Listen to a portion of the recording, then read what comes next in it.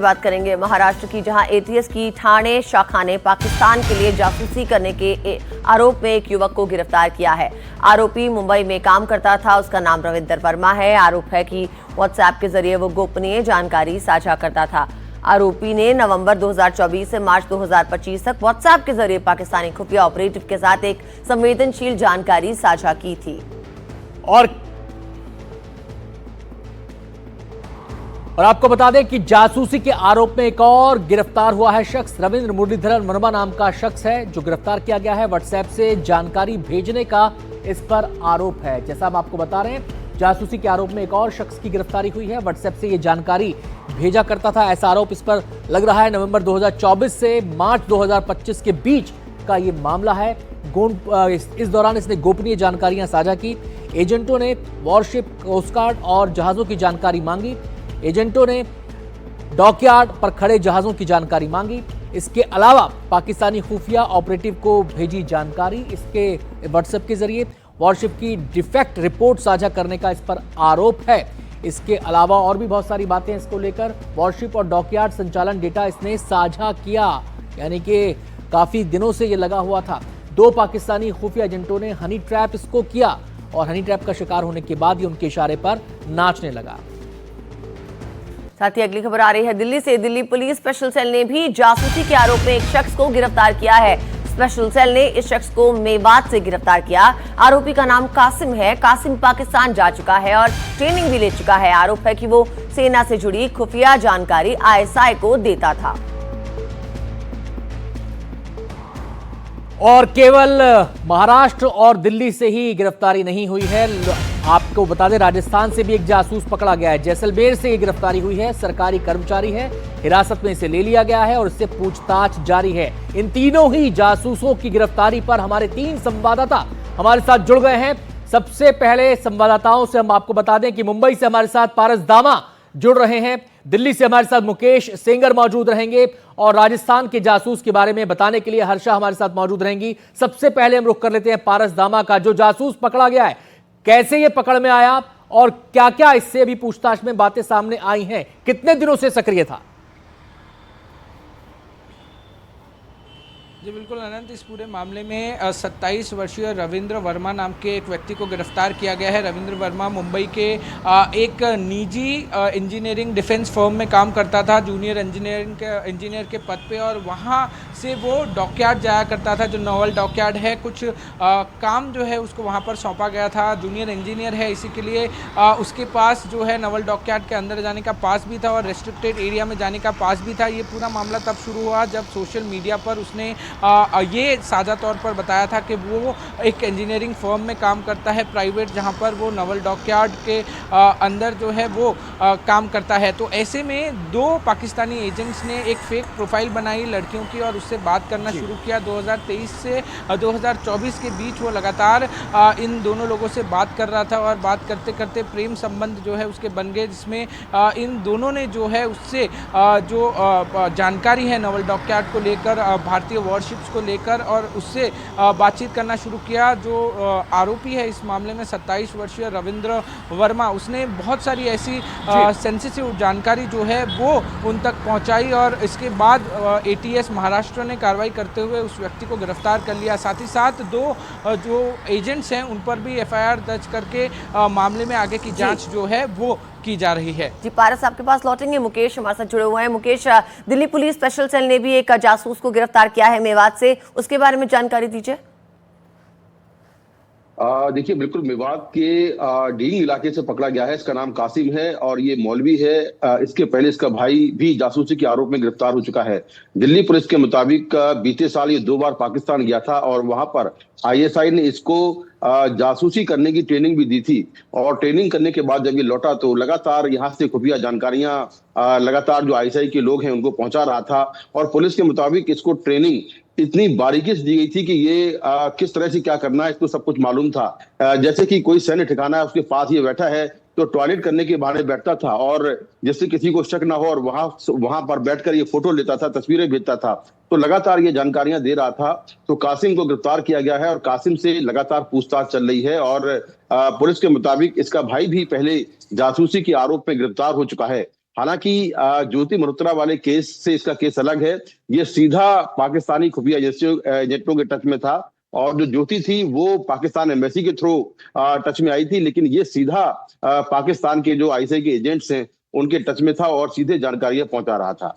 चलिए आते हैं आपके पास मुकेश और हर्षा के पास भी हम जाएंगे। और जैसा कि हमने अपने शुरुआती उसमें बताया ब्रेकिंग न्यूज में कि 3 जासूस गिरफ्तार हुए हैं। मुंबई से गिरफ्तारी हुई है, मेवात से गिरफ्तारी हुई है और राजस्थान में भी एक जासूस पकड़ा गया है। हर्षा पर उससे बातचीत करेंगे, लेकिन आपको बता दें कि भारत को पाकिस्तान की खुफिया जानकारी देने वाले संदिग्ध शख्स का क्या है पाकिस्तानी कनेक्शन और क्या है उसका पॉलिटिकल कनेक्शन, ये इस रिपोर्ट के जरिए समझिए और फिर हम हर्षा से बात करेंगे।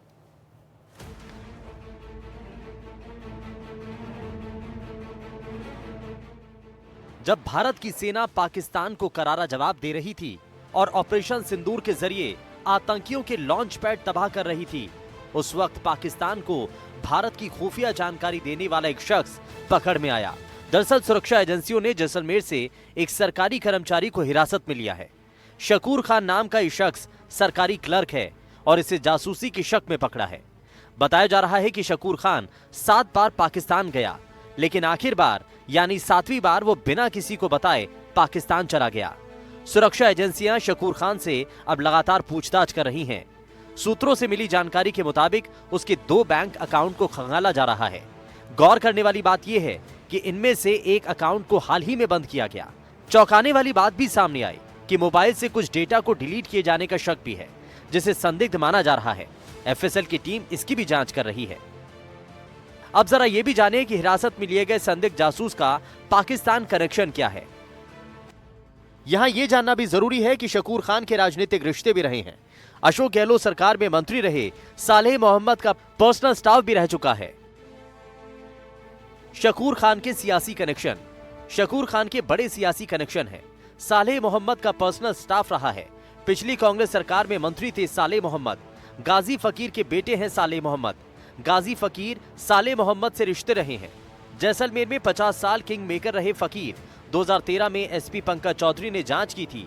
आईपीएस ने गाजी फकीर की हिस्ट्री शीट खोली थी, तब पंकज चौधरी का ही तबादला हो गया था। गाजी फकीर की मृत्यु 2021 में हुई थी। गाजी फकीर के वारिस हैं सालेह मोहम्मद। सालेह मोहम्मद के गांव के पास शकूर का घर है। सालेह मोहम्मद पीर पगारों की गद्दी के प्रमुख हैं। पीर पगारों ऑफ पाकिस्तान के प्रतिनिधि हैं। पीर पगारों के लाखों की संख्या में समर्थक हैं। सिंधी मुस्लिम बड़ी संख्या में समर्थक हैं। सरहद पार पाक में भी लाखों फॉलोअर्स हैं। वहीं इस पूरे मामले पर केंद्रीय मंत्री गजेंद्र शेखावत ने कहा है कि पिछली कांग्रेस सरकार में मंत्री रहे सालेह मोहम्मद का पीए रहा व्यक्ति पाकिस्तान के लिए जासूसी के अपराध में हिरासत में लिया गया। उसकी और उसके सभी सूत्रों की जांच कर राष्ट्रीय सुरक्षा से खिलवाड़ करने वालों के खिलाफ कड़ी कार्रवाई होनी चाहिए। निश्चित रूप से चिंता का विषय है और इसकी ठीक से जांच होकर के इसके उनके सारे जितने भी सूत्र उनके साथ में जुड़े हुए हैं उन सब की जांच करते हुए राष्ट्रीय सुरक्षा के साथ में समझौता करने वाले या खिलवाड़ करने वाले लोगों को अपने एक ही सजा मिलनी चाहिए। वहीं जासूसी मामले को लेकर पूर्व सीएम अशोक गहलोत ने तो किनारा कर लिया। किसको गिरफ्तार किया है? कोई शकूर खान है जो कि सरकारी कर्मचारी भी है और कांग्रेस के एक जो मंत्री रहे पिछली सरकार में उनके पीए रह चुके हैं। मुझे जानकारी नहीं है, मैं जानकारी प्राप्त करूंगा फिर मैं बात करूंगा। इसमें ध्यान देने वाली बात यह है कि शकूर खान का गांव गाजी फकीर और सालेह मोहम्मद के गांव से महज 8 किलोमीटर की दूरी पर है। सालेह मोहम्मद फिलहाल पीर पगारों ऑफ पाकिस्तान की गद्दी के भारत में रिप्रेजेंटेटिव भी हैं। पीर पगारों ऐसी संस्था है जिसके हजारों की संख्या में सिंधी मुस्लिम फॉलोअर हैं जो सरहद के उस पार भी रहते हैं। दरअसल ऑपरेशन सिंदूर के बाद सरहद के जिलों में सुरक्षा एजेंसियां लगातार निगरानी कर रही हैं, लेकिन अब सवाल ये है कि आखिर और कितने ऐसे जासूस हैं जो भारत की सीमा में रह करके पाकिस्तान को खुफिया जानकारी पहुंचा रहे हैं। Bureau report, NDTV Rajasthan. तो ये पूरी रिपोर्ट आपने देखी और जैसा कि हमने रिपोर्ट चलाने से पहले बताया था आपको, 3 संवाददाता हमारे साथ मौजूद हैं। मुंबई पर हमने बातचीत कर ली, मेवात के जासूस को लेकर हमने बातचीत कर ली, जैसलमेर के इस जासूस पर बातचीत करने के लिए हम सीधे रुख करेंगे। हमारी सहयोगी हर्षा हमारे साथ जुड़ी हुई हैं, उनसे हम जानकारी लेंगे। हर्षा, ये बताएं कि ये शख्स कब से एक्टिव था और ये रडार में कैसे आया? इसकी जो एक्शंस थे, इसकी जो मूवमेंट्स थी, वो कैसे शक के दायरे में आई? देखिए इसका अभी भी जॉइंट इंटेरोगेशन चल रहा है। तो हमें जो सूत्रों ने बताया है वो ये है कि जो यहाँ से जैसलमेर से इसकी जानकारी नहीं गई थी। इनफैक्ट जो सेंट्रल एजेंसीज हैं वो उन्होंने इसको रडार में रखा था। या तो इसके फ़ोन पर कुछ ऐसी गतिविधि थी या फिर इसका जो बार बार पाकिस्तान आना जाना था उसको लेकर ये रेडार पे था। फिर जैसलमेर पुलिस को सूचना दी गई और उन्होंने उसको अपने वहाँ से पिकअप कर लिया। फिर इसकी अभी जो इंटेरोगेशन चल रही है उसमें से ये कुछ पता चला है कि ये बता नहीं रहा है बहुत ज़्यादा, जैसे कि इसका फ़ोन में जो डेटा डिलीट हुआ है उसको लेकर वो नहीं बता रहा है, तो एफएसएल में भेजा गया है। साथ ही जो इसके राजनीतिक रिश्ते हैं, क्योंकि जांच एजेंसियां हमको ये भी बता रहे हैं कि राजनीतिक रिश्तों का ज़रूरी नहीं है कि उसको हम एस्पिनाज से फिलहाल जोड़ें। अभी वो कड़ी सामने नहीं आई है, लेकिन उस दिशा में ज़रूर पूछताछ और जांच हो रही है। साथ ही ये किस तरह की जानकारी देता था ये भी अभी मालूम नहीं है, लेकिन पुलिस सोर्सेज ने हमको ये ज़रूर बताया है कि जैसलमेर में ये 7वां ऐसा केस है जिसको उन्होंने कस्टडी में लिया है जासूसी के शक में, क्योंकि आप जानते हैं ऑपरेशन सिंदूर के बाद एक हाइटेंड विजिलेंस है बॉर्डर डिस्ट्रिक्ट्स में और 6 लोग पहले भी हिरासत में हैं। जांच एजेंसियों ने उनसे पूछताछ की है और शकूर जो है वो 7वां है। बहुत बहुत शुक्रिया हर्षा आपका इस पूरी जानकारी के लिए। साथ ही साथ पारस और मुकेश का भी यहाँ पर हम शुक्रिया अदा करेंगे जो इस खबर पर हमारे साथ बने हुए थे।